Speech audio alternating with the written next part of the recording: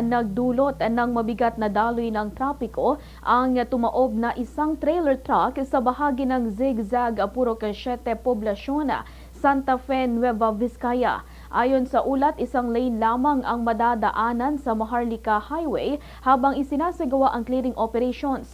Patuloy ang pagresponde ng mga otoridad upang matiyak ang kaligtasan at mabilis na paggalaw ng mga motorista sa lugar. Agad namang rumesponde ang mga tauhan ng DPWH Nueva Vizcaya 2nd District Engineering Office para sa paglilinis at pagtulong sa daloy ng trapiko. Tumulong din ang mga tauhan ng PNP sa pagmamando sa kalsada. Ayon sa ilang motorista na dumaan sa lugar, umabot sa mahigit 1 oras ang kanilang pagdaan dahil sa humambalang na trailer truck sa kalsada. Ang mga sasakyan na patungong Manila ay pinapayuhang dumaan sa Nueva Vizcaya to Pangasinan Road upang maiwasan ang pagkaantala sa biyahe.